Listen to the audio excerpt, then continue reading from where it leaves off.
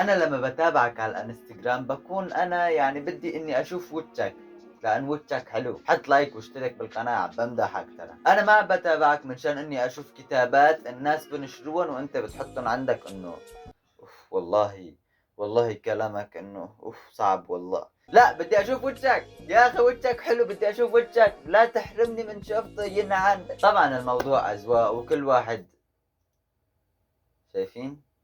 لأنه الموضوع مو أذواق، أنت لازم فيعني للجماعة اللي بينشروا حالات أو ستوريات على الانستجرام وهالستوريات ما بفيدوا الشخص اللي عم تشوفهم، فلا تنشروا يستر على كل شي، يا منشروا بس احذروني منشان ما أتابعكم بالغلط، لأنه أوقات باتابع الناس منشان يردوا لي متابعة، فإذا كنت بتنزل هيك شفتني تابعتك ما ترد لي المتابعة، احذرني جيب أجلي والله بستاهل. اليوم رح نشوف ستوريات رفيقي منشني عليهن، بدنا نرد عليهن كلياتهم.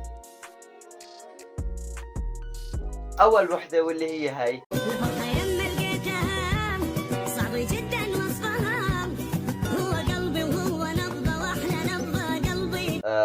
نحن ما بنتغيّر على بعض صراحة، يعني صرنا نعرف بعض حوالي 5 سنين، ولحد الآن ما تغيّرنا على بعض، لأ، يعني من شان ليرة، نص ليرة لأ ما بنفترق مع بعض، هلأ صح صارت كات 4، 7 مرات، بس إنه كانت أسباب كبيرة، كانت المبالغ ليرة ونص، ليرتين، فقاعدين عم نحكي بمبلغ كبير، فمشان هيك يعني نحن ما بنتغيّر على بعض، أنت هلأ بتضحك علي؟ أنت من شان ليرة بتبيع عيلتك كلّها، بقى أنا ما بدك تبيعني؟ شلون انساك شلون انساك قال لو مطرة السما حبايب فهو ما راح يتخلى عن صاحبه. طبعا الناس اللي بشوفوها يعني الناس المهتمين مو الناس اللي بيعملوا هيك اصلا ما حدا مهتم بس لنفترض حدا اهتم راح يعرفوا انك كذاب تمام اذا مطرة احباب ما بتتركني لي خلينا نصدق ولكن اذا نطرة حبيبة وحدة صح انه نحن قلنا 3 سنوات مع بعض وذكريات وكذا، بس عن جد انا كتير اسف. بالفترة الأخيرة عم حس حالي ماني مرتاح 100%، فاللي شايفه انا انه نحن لازم نبعد عن بعض يعني. اسف يعني بس. هل ترى كل هذا لاعبا يلهو فيه؟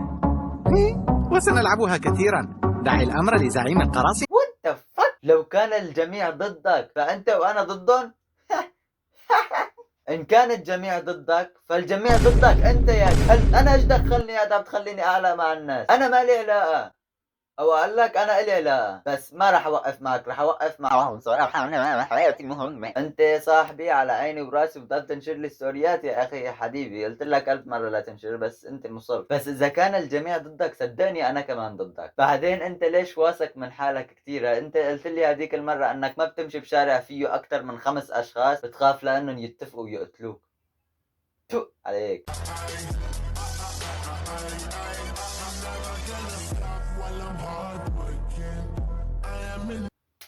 يا الله يا الله أنا إيش بدي أرد لأرد قال تركت لكم الأقوال وتحليت بالأفعال يا كذاب يا كلب يا ندل بعرفك من 5 سنين وانت الفعل المنيح الوحيد اللي عملته هو انه لما صاحب البقالة رجالك مصاري زيادة فرحت قلت له معلم انت رجعت لي مصاري زيادة طلع ما له مرجعلك زيادة بس انت حمار بالرياضيات صارعتنا بهالموقف كل ما نشوفك تقعد تحكي لنا اياه والابشع من هيك انه كل ما بحكي لنا اياه بقول له بس كأنك حكيت لنا القصة قال لي حكيت لك القصة والله اسف ما تاخذ يا كلب حكيتها وقلت لك 7 مرات وكل مرة بتقول لي والله آسف نسيت.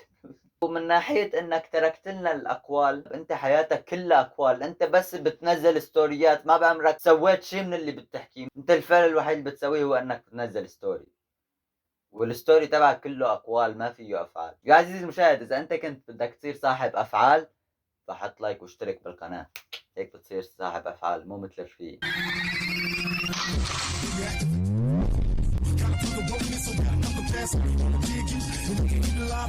طبعًا كلكم بتعرفوا إنه هو كذاب، فهلّأ راح أدق له تليفون ونشوف إذا هو كان كذاب والّا صادق، ونشوف هل هو صاحب يعني بيمشي مثل الساعة على كيفه والّا بيمشي على كيف غيره. ألو، يا هلا.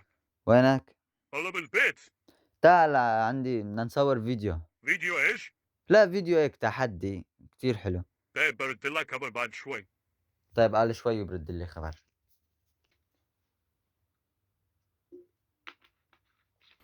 تن تن تن تن تررن تن تن تن تن تن تن تن. ألو، والله ما حالتي. ليش؟ حبيبتي ما هلكني. لك لا والله ما هلت. خلاص تمام. يلا سلام. سلام. ما في داعي احكي ولا كلمة.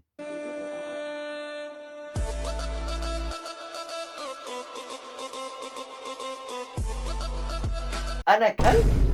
انا كلب يا كلب؟ هلا راح تقول هو ما قال لك انك كلب، هو قال انك وفي. مين الوفي؟ الكلب هو الوفي. انا اي واحد بقول لي والله انت وفي، والله انت يا عثمان حسيت انك وفي بتقاتل معه، لانه انا بحس هيك بسمع انه انت كلب. والله يا عثمان انا حسيتك انك كلب. ليش؟ اصلا انا بحاول قدر المستطاع انه ما حدا يقول لي وفي، فايش بسوي؟ بطلع مع الواحد اسبوعين بوثق فيني، بروح بطلع مع غيره اسبوعين كمان بوثق فيني، بقعد بالبيت.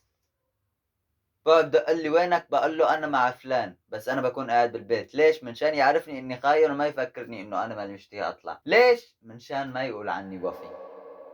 وهذا بيجي هيك مثل الحمار، بعمري ما سويت معه موقف منيح بيجي بقول لي انه انت وفي. يا حبيبي انا كلب، انا مالي كلب، انا ندل يعني. بس هدول هن كانوا الستوريات، بس هو بالحياة ما في هيك ستوريات، ما حدا حط لي هيك ستوريات، لان ما حدا بحبني.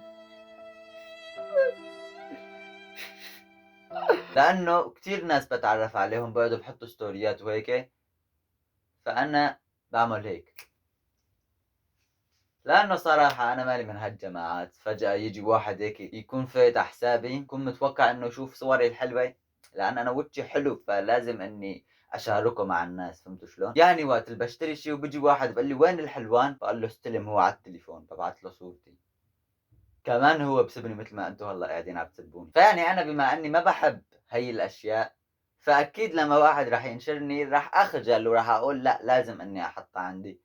بس كمان لما راح احطها عندي راح يجوني ناس يقولوا لي انا من زمان لما نشرت لك ستوري انت ليه ما نشرت. فمشان هيك بخلص من القصه. من واحد شفته هيك بحط ستوريات اجى سلم علي حاول يتعرف علي، بقول له السلام عليكم. هو مو شيء سيء بس انا ما بحبه لانه شيء سيء. وبالنهايه اي واحد بده يحط ستوريات كتابه ولا شعر ولا اغاني ولا اللي بده اياه، بالنهايه هو حر، هذا حسابه له، انا مالي دخل، بس يحذرني من بعد امره يعني. وانا سويت هذا الفيديو للضحك بس وللتوعيه منشان ما حدا ينشر هيك. خلاص واضح اني مالي مزعوج من هالموضوع، بس بتمنى من انكم تبطلوا من هاي الشغله. خلاص يا ابني خلاص، حاج ترى انا بنخاف مني، ولما بحكي كلمه ردوا علي. ليش؟ لاني حيلي احرقت السهم مره ثانيه مثل الحمار خليت الفيل يحرق. وبس لما نكون وصلنا لنهايه الفيديو، ان شاء الله انه يكون عجبكم. لا تنسوا تحطوا لايك وتشتركوا بالقناه وتفعلوا زر التنبيه، واكتبوا لي عن ايش بدكم ياني اسوي عليه فيديو.